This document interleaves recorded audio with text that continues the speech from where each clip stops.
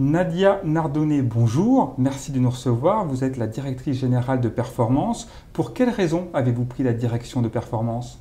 C'est une bonne question. Bonjour Laurent, merci. Je crois qu'il faut dire deux choses. Un, c'est une rencontre avec une équipe, des produits, une histoire, celle de Performance, et puis un projet qui est ambitieux. Et ça, c'est la première étape. Deuxième chose, c'est sûrement la résultante de mon passé dans le groupe Bernard Juillet, qui est la maison mère de Performance, et où j'ai dirigé le digital et la formation, le service, le conseil RH. Et aujourd'hui, je me retrouve un peu dans le meilleur des deux mondes, puisque chez Performance, on a des outils digitaux qui permettent de prendre des décisions plus rapidement, de façon plus précise, plus juste. Et donc, je me retrouve à la tête d'une société qui conjugue tous mes talents. Le marché des solutions d'évaluation est de plus en plus compétitif. Quelles sont les spécificités de Performance? Performance est une société qui a plus de 25 ans aujourd'hui. Moi, j'ai tendance à dire que c'est une jeune start-up parce qu'on a cet esprit d'aventure, de pionnier, même si on est leader sur le marché. Et nos atouts sur ce marché aujourd'hui, c'est vraiment 4 points. Enfin, je dirais il y a vraiment 4 leviers sur ce qui est Performance aujourd'hui.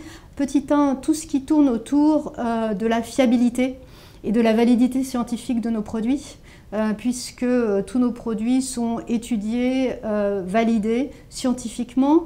On repose aujourd'hui d'ailleurs beaucoup sur un comité scientifique qui a été créé l'année dernière et qui est composé de 4 grands professeurs, psychologues et psychologues sociaux et psychologues du travail. Alors Rémi Filkenstein de Paris 8 et Paris 10, Jean-Luc Bernot du CNAM, Dirk Steiner de l'Université de Sophia Antipolis et puis Jacques Juel de l'Université de Rennes.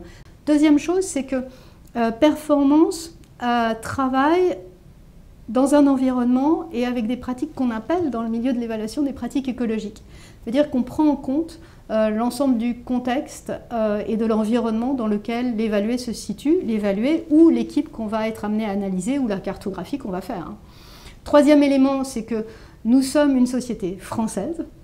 Nous avons nos serveurs et notre base de données en France, ce qui nous permet une sécurité des produits extrêmement importante. Dernier point, nos produits sont multiculturels puisqu'on propose les produits en 20 langues.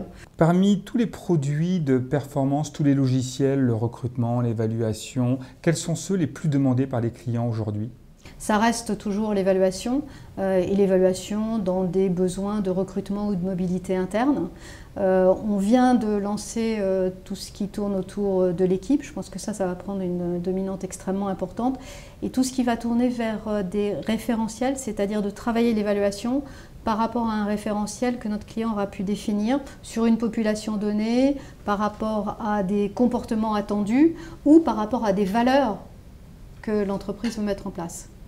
Pouvez-vous, en quelques mots, nous décrire la validité écologique de vos outils? Bien sûr. La validité écologique, c'est de prendre en compte l'ensemble des éléments qui vont permettre à quelqu'un de se définir ou quelqu'un de définir son comportement. Donc c'est l'environnement professionnel, l'environnement de la personne et la restitution qu'on va en faire. Donc pour arriver à une pratique écologique, le besoin, c'est de bien expliquer en amont, de bien prendre en compte ce qui se passe autour de la personne lorsqu'elle fait son test d'évaluation et ensuite de bien lui restituer derrière le résultat qu'on a eu de son test d'évaluation. Quelles sont vos priorités pour la fin d'année? Pour la fin d'année, pour les années qui viennent, alors j'ai tendance à dire souvent et je répète que la fin de l'année, c'est pas la fin du monde.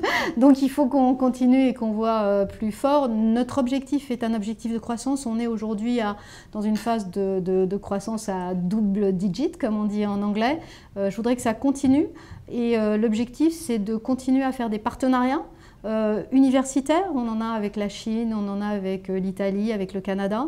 Des partenariats avec d'autres sociétés et puis de grandir là-dessus. Donc on a une ambition forte sur le développement du chiffre d'affaires. Nadia, merci beaucoup et merci, bonne continuation. Merci Laurent.